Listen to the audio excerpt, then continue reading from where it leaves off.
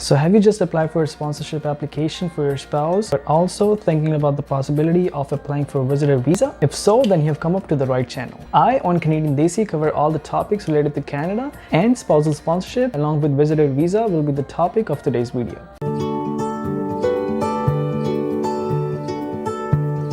Hello guys, welcome back to my channel Canadian Desi. Today we will talk specifically about people who have already applied for spousal visa applications for their spouses and are currently living countries away from each other, but would still like to make a trip to Canada in the meantime before their application gets processed and approved. In this video, we will talk about whether or not you can apply for visitor visa, and if so, how can you improve your chances of getting an approval and ultimately get a chance to finally meet your spouse. I'm basically going to cover some basic topics that could really help you improve your chances of getting a visitor visa while your application is already being processed by the immigration officer for spousal sponsorship. Believe me, we have all been there. Months and months of waiting before the officials finally start taking a look at your application, and then again months and months of long wait before you are able to finally see that decision made in your profile. But what could we really do to shorten up the time frame? Absolutely nothing. But there's one thing for sure that you could do to meet up with your spouses in the meantime. Either the sponsors could travel back home to their husband and wife, leaving their jobs and schedules behind in Canada and start living with them until they're finally able to come along with them, or have their spouse come to meet them and live with them in Canada while they wait for their application approval. Because honestly speaking, nobody wants to live far away from their spouse for such a long time, especially when you know that you can do something about it. But before proceeding further, let's just make clear, can you even apply for a tourist visa for your spouse? The answer, without any doubt, is yes, you can. You can either go for it before applying for the spousal sponsorship or after you have already submitted your spouse's application for PR. So basically, the process of applying for a sponsorship along with the visitor visa, a tourist visa, or a temporary resident visa, whatever you want to call it, is called dual intent. Now it's your choice to either first apply for a TRV, come to Canada, and then apply for an inland sponsorship, or you can apply both at the same time while you're living outside Canada and have already applied for an outland sponsorship. But you as an applicant have to make sure that you're fulfilling all the requirements and leaving no proof behind to satisfy the immigration officer that you will leave Canada at the end of your stay, in case your spousal application for permanent residency does not get approved. But rest assured, Canadian government does not stop you in any circumstance to apply for a PR after you land in Canada as a temporary resident. That's what we basically call a dual intent. So basically, anyone who's looking over this option and thinking of applying for a tourist visa at all needs to know that the immigration officers take a very strict approach in accessing such applications and take a lot of factors before giving away their decision.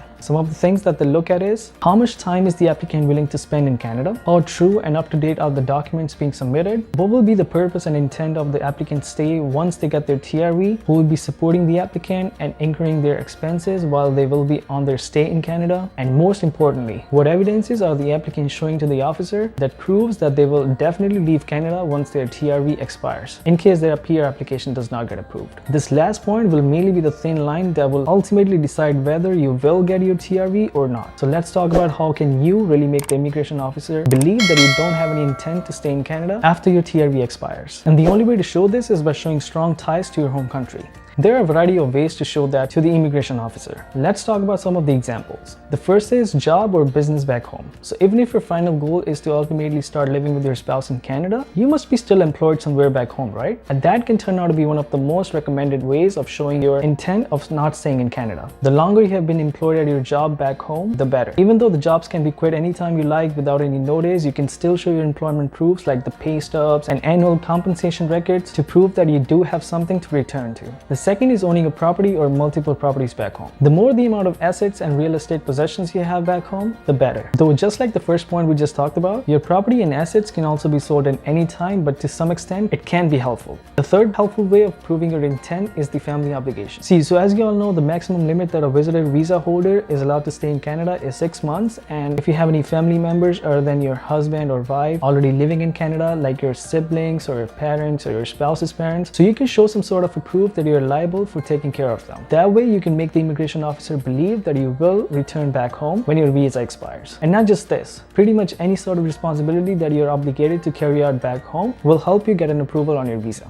Now let's talk about something that, despite the fact can be very helpful in proving your intent to return back home, but at the same time can be a little time consuming as well as expensive for you, and that is booking for a return flight. If you do a reservation of your return flight back home way before applying for your TRV, that can turn out to be the strongest decision point point of your application, because nobody wants to spend hundreds of dollars on their flights and not take it. But you must be thinking, is this really a good option of proving your home return when you're not even sure if you will get your temporary visa or not? Yes, for sure you can cancel your flight and get your money refunded without any penalty if unluckily everything doesn't go as per planned. The thing is, what you need to do is, when you're buying the ticket, you just need to buy a protection along as well that lets you change the dates of your ticket anytime you want, and which also lets you cancel it anytime you like with absolute refund. It's a thing called the CFAR, which is cancel for any reason insurance. So this kind of insurances lets you cancel your flight for any reason you could think of and for a full refund. But the bait here is that normal typical travel insurances cost around 10% to 15% of your flight cost, but these CFAR travel insurances cost around 40% of your flight ticket, which could be a bit expensive on your overall budget. But again, it's basically your own personal decision if you like to go for it or not. Okay, other than these points we just talked about, you can also create an explanation letter for the immigration officer that specifies everything, like what is your reason of applying for a visitor visa, who will you be meeting and staying with during the duration of your stay, and anything that you'd like to mention to the officer that might improve your chances of getting an approval. Alright, so that was all for the video, guys. I hope everyone's spouse application get processed in only 2 months time frame and nobody finds the need to go for a TRV. And if you're still going for it, be careful to mention everything you're being asked for. And again, you don't need to worry about thinking if you can apply for a visitor visa if you have already applied for the spousal sponsorship, because you can. And the same is mentioned by this website here, which lets you live in Canada while waiting for approval of your sponsorship application. Okay guys, if you like this video, please give it a thumbs up and let me know your questions in the comment section. And please don't forget to subscribe to my channel. Your one hit to the red button down there will let me continue making such videos for you all. My upcoming videos will be specifically about the spouse sponsorship program, where I will talk specifically about the various other topics related to spousal sponsorship in a very much detailed and easily understandable format. So until next time, take care and see you again on Canadian Desi.